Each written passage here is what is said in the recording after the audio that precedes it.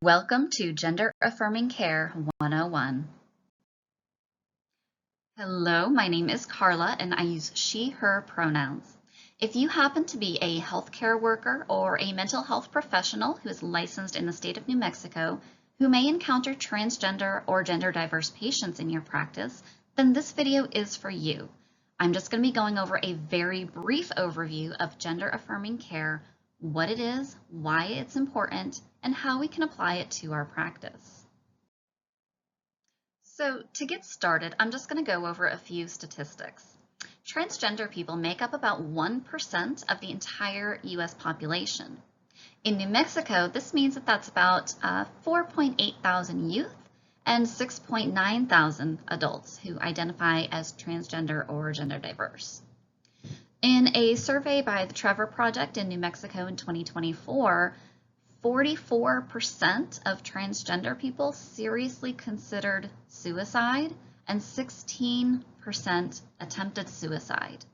The anxiety and depression rates are very high in this population, as well as a majority of transgender and gender diverse people feel like they don't have a lot of support from their family. So what is gender affirming care? It's basically just a medical and psychosocial health care that's designed to affirm a person's gender identity.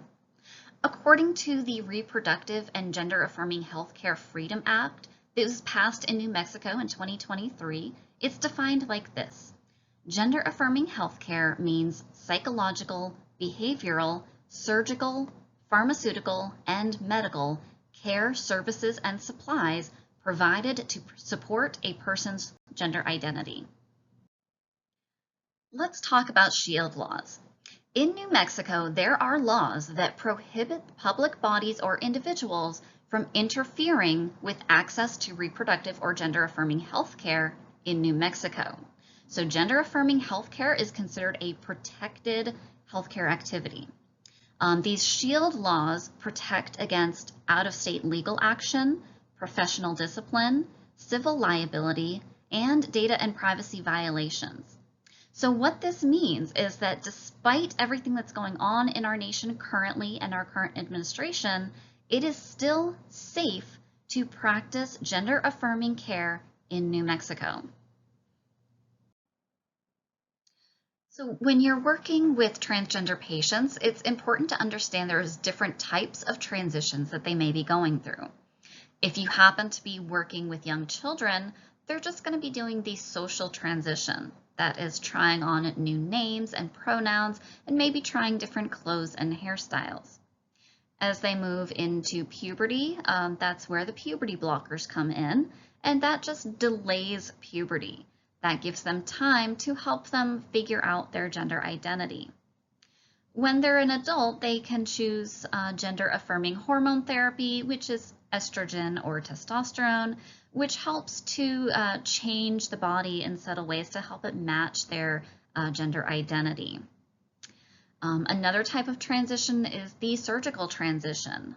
Typically only after a year of the hormone therapy, they can consider getting a top surgery or bottom surgery or facial reconstruction or different things like that.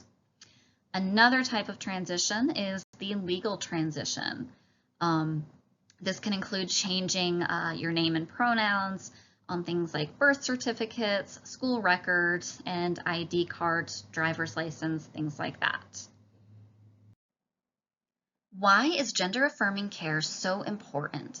A lot of transgender people experience gender dysphoria, which is the distress that occurs from the incongruence between their gender identity or that internal sense of self and their assigned sex at birth.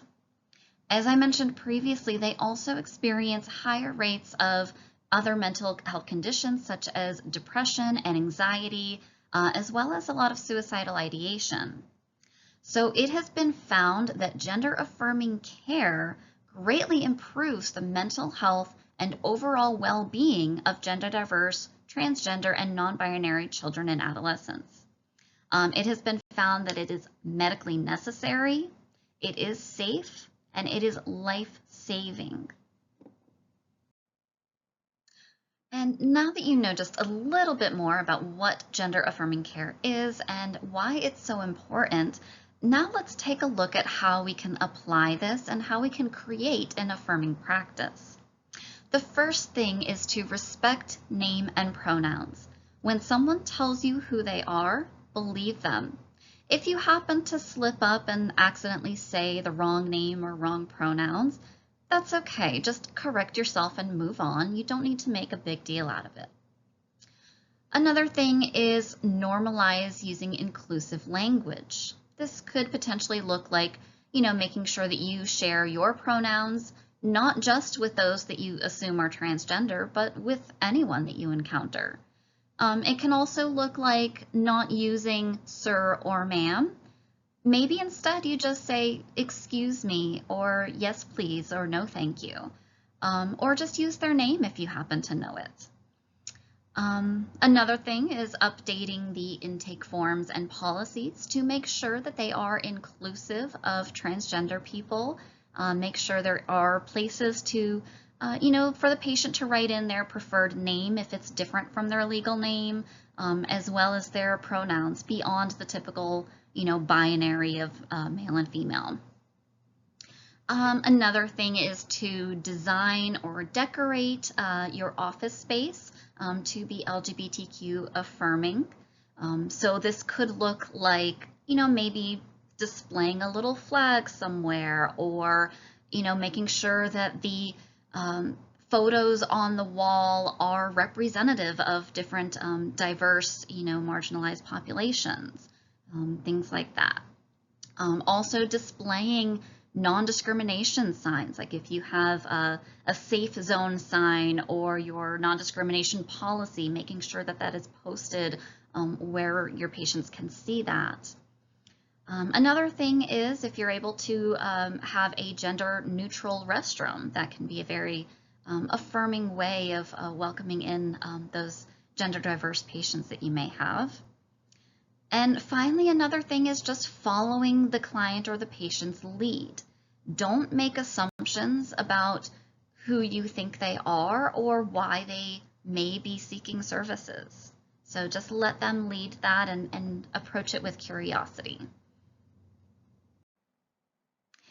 And for integrated behavioral health or mental health professionals who may be working with this population, again, the most important thing is simply affirming their identity. You can also provide education. You can normalize and validate their experiences, acknowledging the social, environmental, and systemic factors that may be contributing to their distress. You can focus on addressing their other co-occurring mental health conditions, such as depression and anxiety. Make sure they have a good safety plan if they should have any suicidal ideation or any non-suicidal self-injury. Also, helping your patients get connected to resources that they may need to help them navigate their transition, as well as getting them connected to social support systems. And finally, you may be asked to write assessments for things such as gender-affirming surgeries, so that may be part of your role as well. To learn more, you can click below here at the World Professional Association for Transgender Health Standards of Care version 8 that's listed here. And just to wrap up here, if you are wanting to specialize in this population of working with transgender or gender diverse people, it is very important to make sure that you have training and competencies. You especially need that if you're going to be writing any of the assessment letters for surgery. So here's just a list of some various options that you're able to find online. And finally, it's always a good idea to have a resource list that you're able to share with your patients. So here's just a few examples from some places in New Mexico that offer some either gender affirming healthcare or just support and advocacy for transgender populations. And again, you can click below here if you would like to see a full resource list that I have created. And I hope you leave here today with just a little bit deeper understanding of how we can believe, support, and affirm this vulnerable population. Thank you so much for listening.